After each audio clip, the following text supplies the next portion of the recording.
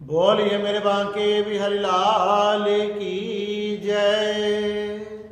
आप सभी को श्री विजया एकादशी की हार्दिक शुभकामनाएं।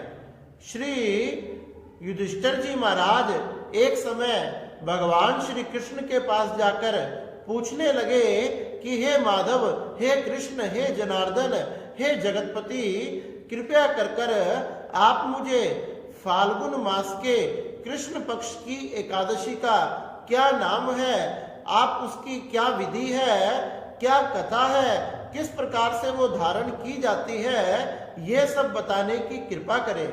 जब भगवान कृष्ण कहने लगे कि युधिष्ठिर जी महाराज, आपने बड़ा ही सुंदर प्रश्न किया है। यही प्रश्न एक समय श्री नारद जी ने ब्रह्मा जी से पूछा था। श्री नारद जी ने ब्रह्मा जी से भी यही पूछा था। वही वर्त वही कथा मैं तुम्हें बताता हूं, आप ध्यान पूर्वक सुने। फाल्गुन मास में कृष्ण पक्ष में आने वाली एकादशी को श्री विजया एकादशी कहते हैं। ये सभी स्थानों पर विजय कराने वाली, व्यक्ति के काम क्रोध आदि, अहंकार आदि इन सब शत्रुओं का दमन करने वाली है तथा समस्त पापों को नष्ट करने वाली है। इस एकादशी को व्यक्ति ने जरूर व्रत धारण करना चाहिए। सुबह उठकर स्नान कर गंगा जल आदि से दसवीं के दिन ही मिट्टी से ही कुछ घड़े बनाकर रख दे, या फिर कलश के ऊपर भगवान नारायण की या शालिग्राम जी की स्थापना करे। एकादशी के दिन भी सुबह स्वच्छ जल में स्नान कर शुद्ध वस्त्रों को धारण कर उन कलश पर विराजमान किए हुए भगवान नारायण की, गोविंद की, श्री शालिग्राम जी की पूजा करनी चाहिए। षोडश उपचार से भगवान का पूजन करे, पंचामृत से अभिषेक कराए, फल फूल आदि नवेद आदि से भगवान का पूजन करना चाहिए। इस प्रकार भगवान का नाम स्मरण करते हुए, भगवान के मंत्रों का जाप करते हुए, कीर्तन करते हुए पूरा दिन व्यतीत करना चाहिए। एक समय की बात है, जब त्रेता युग में भगवान श्री नारायण ने श्री रामचंद्र जी का अवतार लिया था, तो उस समय उन्हें वनवास जाना पड़ा था। पिताजी की आज्ञा पर वह वनवास को चले गए, जहां 14 वर्षों के लिए वह वनवास में अपने भ्राता लक्ष्मण और श्री सीता जी के साथ गए। जब वह उसी वनवास में, उसी वन में पंचवटी में रह रहे थे, तो छल पूर्वक रावण सीता जी का हरण कर ले गया। जब सीता जी का हरण कर रावण छल पूर्वक ले गया, तो श्री रामचंद्र जी और लक्ष्मण जी बड़े व्याकुल हुए। सब जगह उन्होंने सीता जी को ढूंढा, लेकिन सीता का कहीं भी पता नहीं लग पाया। जब इसी प्रकार से वह मां सीता का खोज करते करते आगे बढ़ रहे थे, तो उन्हें मरणासन अवस्था में जटायु जी मिले। जब जट में मिले तो वह देखकर पहचान गए, अरे ये तो हमारे पिताजी के मित्र हैं। उनका सिर अपने गोद में रख लिया, पूछने लगे कि ये सब कैसे हुआ। तो जटायु ने बताया कि रावण छल पूर्वक सीता जी को लेकर जा रहा था। मैंने अपना पूरा बल लगाकर उसके साथ युद्ध किया, लेकिन अंत में उसने अपनी तलवार से मेरे पंख काट डाले। पुत्र सीता को रावण ही हरण करके लेकर गया है। इस प्रकार से श्री रामचंद्र जी ने जटायु से ये सब सुना तथा जटायु का संस्कार आदि कर आगे बढ़े, तथा आगे बढ़ने पर उनकी मित्रता श्री सुग्रीव जी से हुई, जो हनुमान जी ने दोनों का मिलन करवाया और उनकी मित्रता करवाई। इस प्रकार से आगे बढ़कर उन्होंने अनेक राक्षसों का, शत्रुओं का वध किया।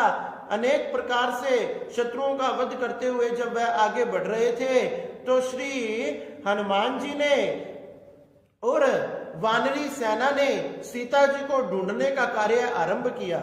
जब कार्य आरंभ किया, तो सामने जब समुद्र आया, जाम्बवंती जी के कहने पर हनुमान जी ने उस सागर को लांघ दिया। सीता जी की खोज लगाकर आए, पता लगाकर आए, भगवान श्री राम की मुद्रिका उन्हें दी और मां सीता की चूड़ामणि लेकर आए। भगवान श्री रामचंद्र जी उस चूड़ामणि को पहचान गए तथा अब तो लंका पर चढ़ाई करने की सोचने लगे, विचार करने लगे और चढ़ाई करने की यात्रा आरंभ कर दी। जैसे ही वह समुद्र के पास पहुंचे, इतने अथाह समुद्र को देखकर श्री रामचंद्र जी लक्ष्मण से कहने लगे कि भैया इतने बड़े समुद्र को हम किस प्रकार लांघेंगे, हमने क्या करना चाहिए। जब श्री लक्ष्मण जी कहने लगे कि भैया हे प्रभु, आप सब कुछ जानने वाले हैं, लेकिन फिर भी अगर आपने पूछा है तो मैं आपको एक बात बताता हूं। यहां से थोड़ी दूरी पर ही एक द्वीप में दाकलभ्य नाम के ऋषि रहते हैं, हमने उनकी शरण में चलना चाहिए और उनसे ही हमने आगे जाने का मार्ग पूछना चाहिए कि किस प्रकार से हम समुद्र को लांघेंगे तथा किस प्रकार से समुद्र के पार जाकर रावण पर विजय प्राप्त करेंगे। जैसे ही लक्ष्मण जी ने ये कहा तो प्रभु श्री रामचंद्र जी वहां आश्रम में जाकर मुनि के चरणों में प्रणाम किया। मुनि से पूछने लगे कि हे मुनि, हमें कोई मार्ग बतलाइए।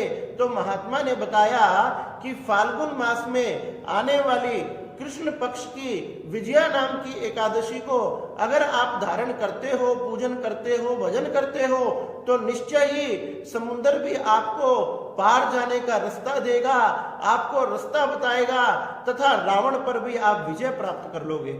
इस प्रकार से व्रत का पूरा विधान तथा नियम जानकर प्रभु श्री रामचंद्र जी ने फाल्गुन मास के आने पर कृष्ण पक्ष में इस एकादशी के व्रत को धारण किया और इसी एकादशी के प्रभाव से समुद्र ने भी भगवान श्री राम को मार्ग बतलाया तथा समुद्र को पार कर कर भगवान श्री रामचंद्र जी ने समस्त रावण की सेना को मारकर रावण पर विजय प्राप्त कर कर मां सीता को प्राप्त किया। इस प्रकार से प्रभु श्री रामचंद्र जी अपनी भाई लक्ष्मण तथा अपनी पत्नी सीता जी और समस्त वानर सेना के साथ हनुमान जी, सुग्रीव जी, विभीषण जी, जामवंत जी के साथ सुखपूर्वक अयोध्या धाम पहुंचकर राज करने लगे। इस प्रकार से जो ये फाल्गुन मास के कृष्ण पक्ष की विजया नाम की एकादशी को धारण करता है, भगवान उसकी समस्त मनोकामनाएं पूरी करते हैं, उसको शत्रुओं पर विजय प्राप्त होती है, समस्त पाप नष्ट हो जाते हैं और पुण्यों की प्राप्ति होती है और तो और समस्त सुखों को भोगता हुआ अंत में भगवान के वैकुंठ धाम को प्राप्त होता है। इसलिए हमने ये विजया एकादशी का व्रत अवश्य धारण करना चाहिए और भगवान श्री जनार्दन का, नारायण गोविंद गोपाल का, श्री शालिग्राम जी का पूजन करना चाहिए। बोलिए मेरे बाके बिहारी लाल की जय, बोलिए नारायण भगवान की जय।